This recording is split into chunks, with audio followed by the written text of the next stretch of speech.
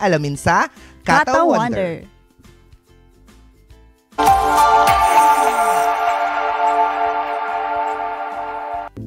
Goodbye, bulate! Panatiliing walang gumagalaw sa tiyan ng ating mga chikiting.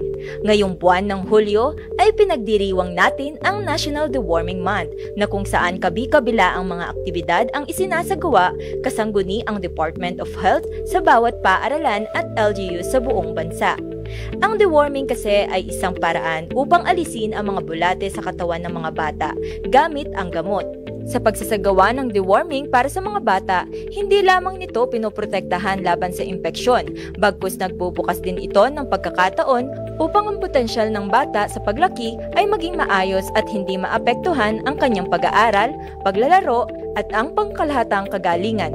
Gumagamit ang deworming ng mga gamot upang mapaalis ang parasite sa bituka at mapinsalang microorganism sa katawan ng bata. Iba't ibang impeksyon ang maaaring makuha ng bata.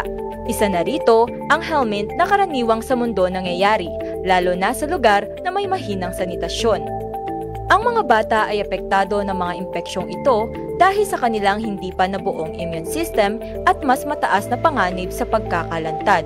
Subalit, patuloy na iminumungkahi ng ahensya sa kalusugan na sundin ang mga pamantayan upang maiwasan ang ganitong klase ng impeksyon at ang ilan sa mga ito ay pagkakaroon ng good hygiene sa pamamagitan ng paghihikayat sa mga bata na maghugas ng kamay gamit ang malinis na tubig at sabon lalo na bago kumain.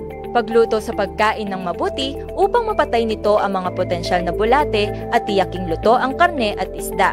Iwasan din ang kumain ng hilaw na mga pagkain.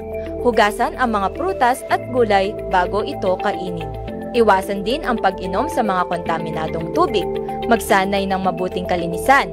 Panatiliing malinis ang kapaligiran sa paraan ng pagwawalis at pagsasaayos ng mga bagay-bagay.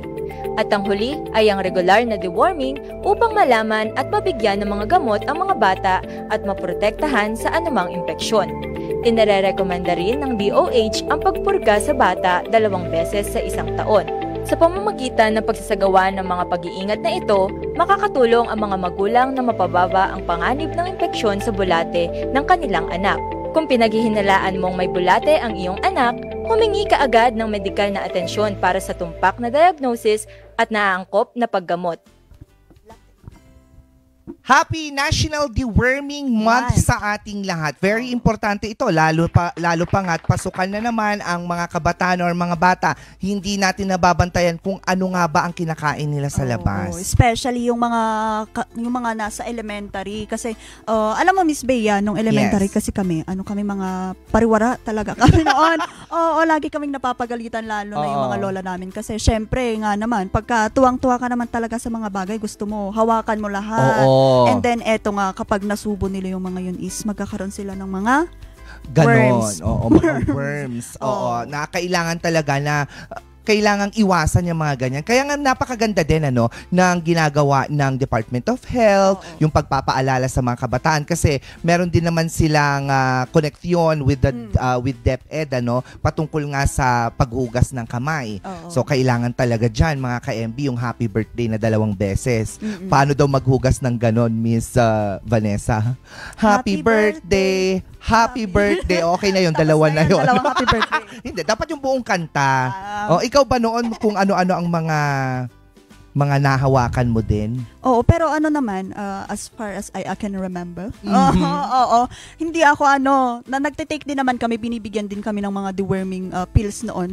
Pero never akong nilabasan ng Pasintabi po! Pasintabi ho sa mga kumakain. Never po akong naka-experience na yung may lumalabas sa ilong. Ay, oh my goodness, oo. Hindi kasi diba, ganun yun. Pero kailangan talaga mga kaibigan, bago pa man dumating doon, kailangan na natin talagang umiwas sa mga maduduming bagay. Para walang magsilabasan. Tama nga naman. Hindi mo kinakaya.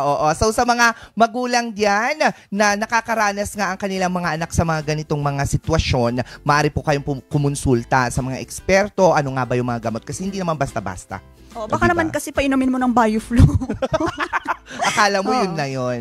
Kaya napakahalaga talaga na magkaroon din ng family doctor. Wow. Kami family problem. Joke lang.